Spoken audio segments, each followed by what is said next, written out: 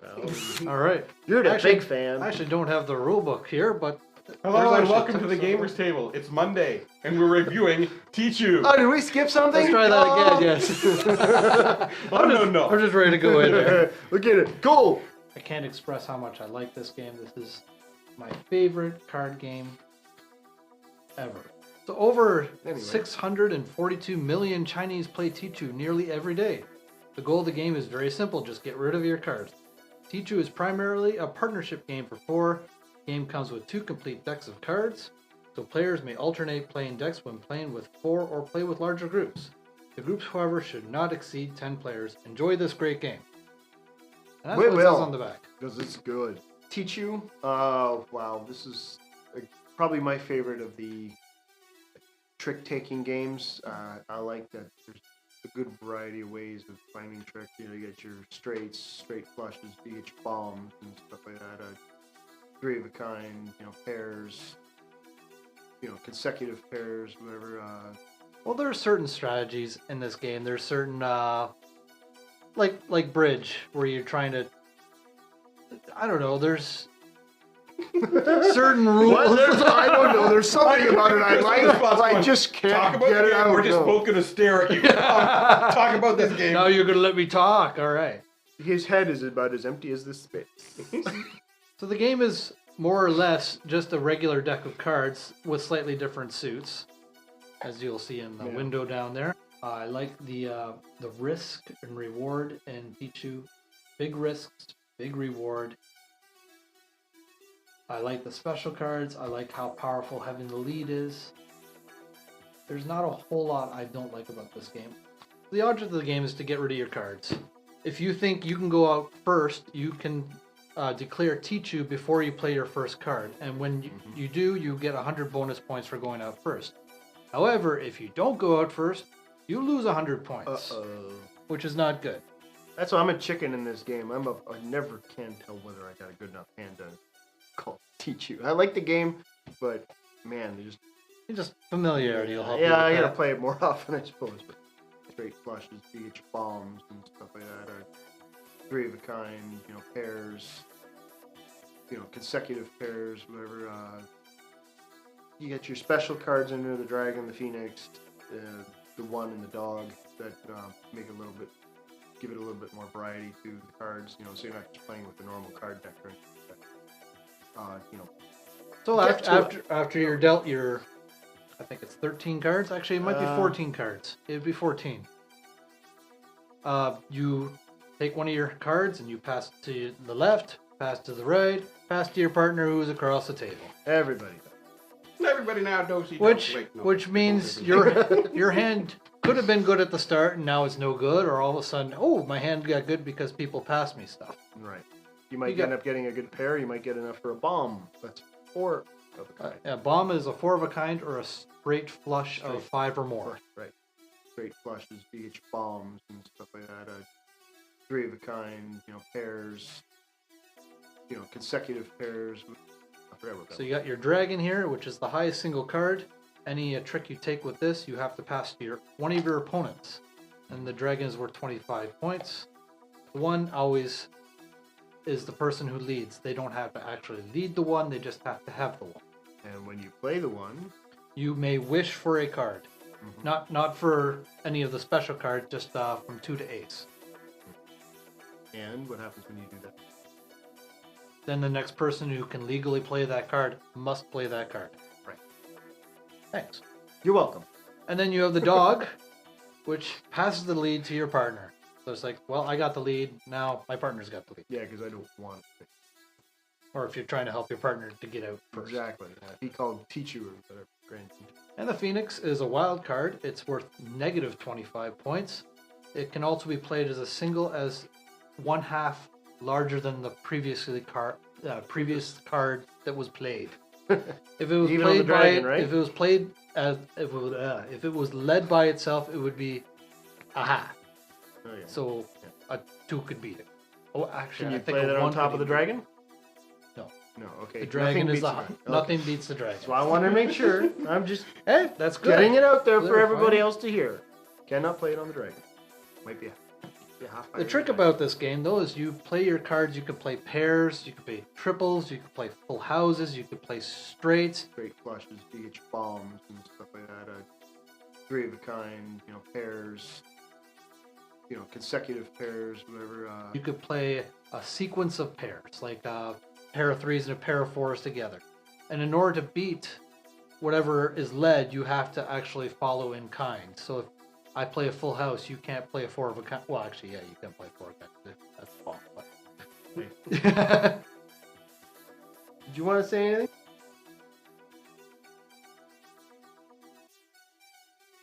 Having the lead is very powerful in this game, because you dictate what needs to be played in order to beat what you led. Hey Ken, how you doing? Hey guys, again, great reviews. I love watching you guys and learning about all these different games I've heard of before. Yeah, I really like the broad variety of games you review because it helps me get a glimpse of styles of games I've never played, but I may enjoy. And my birthday is coming up, September 30th. Hey, mine's on the 4th. And, well, it's passed already, obviously. And, well, belated happy birthday. And with it, the birthday cash. I've recently picked up Arkham Horror, and I don't think I'm quite ready for any expansions just yet. I'm looking for another game, possibly co-op, to stand contrast with Arkham. Something with a brighter tone. Well, that's a lot of games. Yeah, that's a lot of games. So on that note, I was wondering what games each of you feel is I must have. Thanks for your great reviews, Kenny. Well, Battlestar Galactica. Yeah. Yeah. And all the expansions because they're all very good. Yeah, that's one of those games you kind of. But that can get expensive. Always will help for sure. Yeah. Well, even the base game itself is very good. Must have. Tichu! Yeah, I'll second that too. That's a great game. Nice, short, quick. I don't know if there's any must-haves. There's a lot of games I like. It really depends on the person. To me, like. What's a good game you like to play all the time? Forgot would never say no to. There's a lot of games I would never say no to. What? Oh yeah, Tichu. Love Tichu. It's not a board game, but it's a card game. It's a card game. Board games are along the same lines. Yeah. But yeah, I definitely like Tichu. Co-op. Good partnership card game playing game. Dominion? Well, I like Dominion. Yeah. Co-op. Defenders of the Realm. Yep. Like Pandemic, which are basically sort of almost the same game with different themes. I don't know if those are must-have.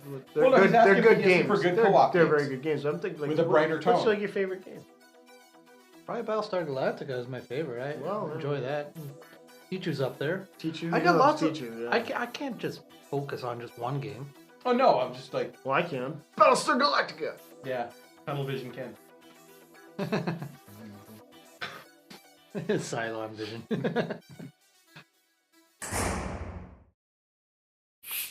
Now I'd like to discuss the meaning of life. Let us consider existentialism. The simplest formulation is as follows. Existence precedes essence. I understand this to mean that first we exist, and only then do we scramble to find meaning in our lives. We search for purpose. It is not something innate. This is not nihilism. It's not saying that nothing matters. In fact, I believe it says that we are responsible for creating meaning. Every action we take bears this responsibility. Thus, when I choose to sit at a gaming table, I am actively asserting that what matters in life is somewhere inside the act of gaming. This can be seen in other worldviews as well.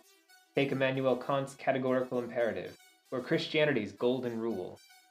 Do unto others as you would have them do unto you. By your actions, you create an ideal version of the world. You prescribe a list of priorities that you act on. In this, you and I can find common ground, fair viewer. We are those that prefer a social, puzzling, strategic night to one of isolation or labor. So know this. Next time you pass your partner, the dog, and do not call Tichu, you are not just screwing up their hand, you are screwing up humanity. Thank you. Wrapping up. I knew you were going to give this one a good eye when I Oh, yes. It is a 10, without a doubt. I enjoy Tichu. There's a definite learning curve to Tichu. A lot of unspoken rules and strategy. It's just a lot of fun. Yeah, I'll give this one an 8.5. So I enjoy this one a lot. I don't play it that much, because usually when I play it, it's with him and his brother. Yeah. Yeah, there's a definite Unless I get learning one of them curve. as my partner, yeah. There's a learning curve to this game. Of the trick-taking games, card games and stuff, I think I like this one the best by far. I give Tichu a 5. Boo. I can't say enough about Tichu. It is a great fun game. I love it. I will never turn it down to play it. So that's it for another episode of the Gamers Table. Tune in next week for another review of another game. Yep.